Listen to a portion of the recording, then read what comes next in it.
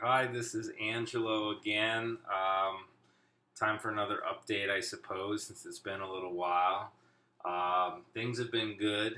As you can probably tell, I'm rocking my world champion New England Patriots attire. Won the Super Bowl, so go Pats. Number one, Brady with his fourth ring, three Super Bowl MVPs. Love it. Anyways, I want to talk a little bit today about my oligodendroglioma and coping with some of the symptoms of epilepsy and what's been going on with me and the continuing updates that I have provided. Um, as you might know from past video posts, I was diagnosed with a type 2 oligodendroglioma, which means it's the slowest growing, uh, somewhat benign, possibly oligodendroglioma, which is a type of brain tumor, back in September of 2013 at the age of 37. I'm 38 and a half years old now, so this has been quite a journey. I had a biopsy done where they took a little portion of my left frontal near my parietal lobe to see at the dense grayish part of the scan what I had. They sent off the piece and then they returned it. That really caused a lot of havoc, having to drill, I believe, because a lot of built up pressure. They put a small little plate in there, and the tension and the medication and everything post diagnosis caused a lot of complications. It also changed my life forever in that I went almost a year and a half without drinking alcohol. I tried a little bit at first, but realized that with some of the medications that I was taking, right off the bat, they had me on a drug called Keppra, also known as levetiracetam, and Dilantin. The Dilantin was horrible. I tried that and a slew of other drugs, as I previously have mentioned, like lamotrigine, uh, other ones that I have a hard time pronouncing. To find a cocktail right now that's actually been working really well for me, or at least my life's been in a state of balance that's worked really well for me. I've been happy lately. The season is starting to move into spring. We've got the euphorbia that are blossoming. This is kind of that in between winter and spring season that we get only here in the Pacific Northwest. You don't get it a lot of other places, but right here in the temperate rainforest region in the valley of the Willamette, it's very nice. Back where my family's from in New England, they're getting blasted and buried with snow. I just heard on NPR today that my mom, that region near Worcester and Boston, the National Guard's been called in to help dig out people and hydrants and other utilities, facilities because of heavy snow, record-setting snows that they haven't seen there since like the 70s. So I'm grateful to be here in the Pacific Northwest where, we get quite a bit of rain, but it's been relatively warm. We've been in the 50s, and I hear we're going to get up into the 60s, low 60s this week. I'm house sitting for my good friend Kara, who I've been hanging out with a lot in recent times. She is with her cousin in New Zealand, experiencing the summertime there, exploring both the North and South Islands and the land where the Lord of the Rings and the Hobbit was filmed, and they are nearing their harvest season right now, which as a beer lover, I'm kind of jealous. In another month, they'll be plucking their hops ready for their fresh hop beers. Anyways, I'm right now working on some food. I made a smoothie today. I've been making smoothies almost every single day. One regimen that I strongly recommend, I'll tell you a little bit about it. If you're experiencing anything like what I'm experiencing, here's some suggestions. Obviously, talk to your neurologist, talk to your healthcare provider.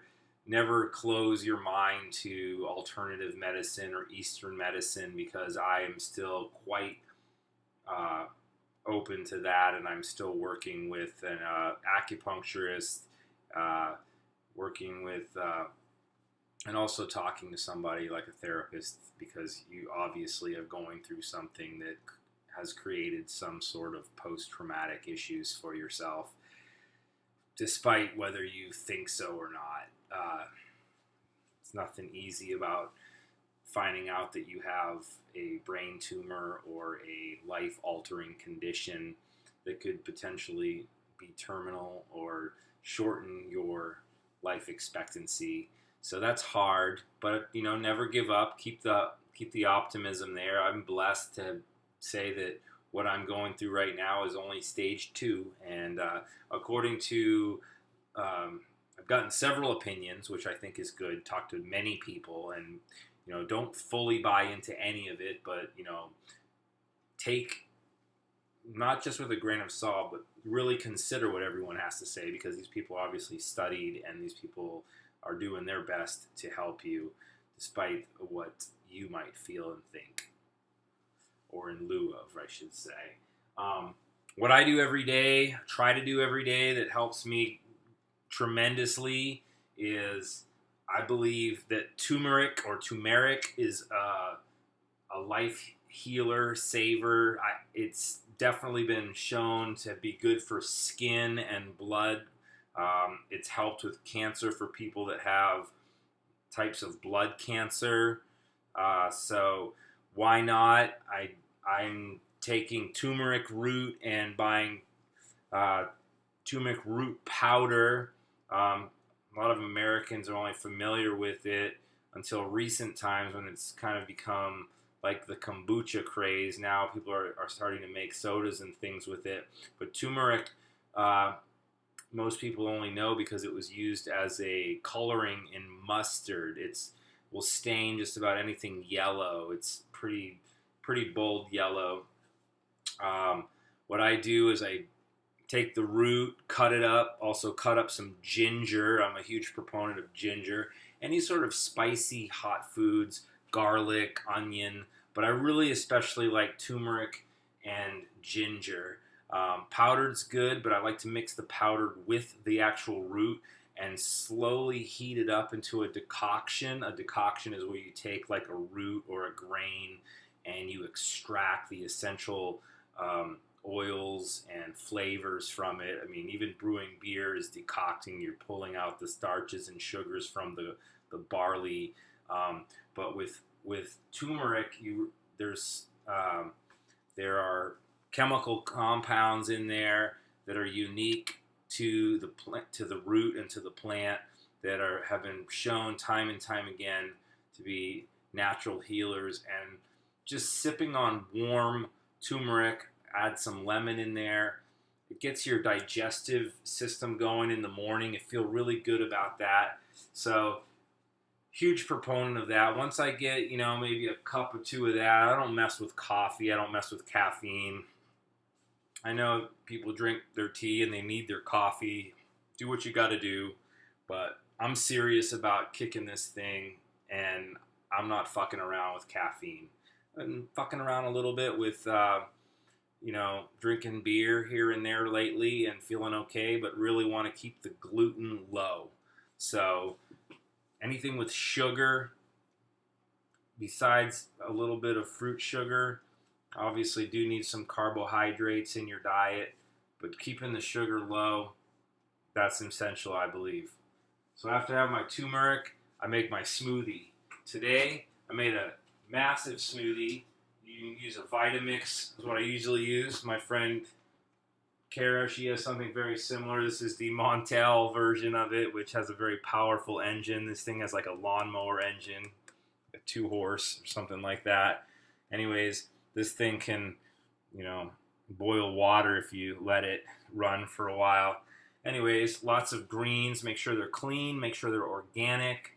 Rinse them off really well. I like to use spirulina powder. There's some ideas, but definitely there's lots of greens.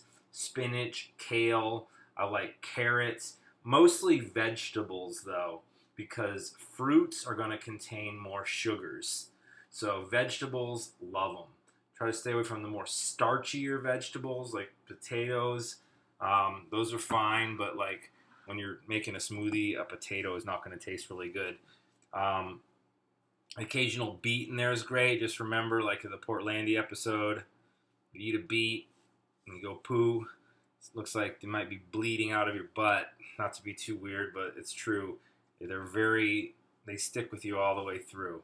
Just kind of like asparagus stinks when you pee sometimes. Anyways, smoothie, lots of good stuff in there. I like to add nuts and grains to a small degree, but mostly water. And you can make enough servings for a couple days. It's pretty awesome.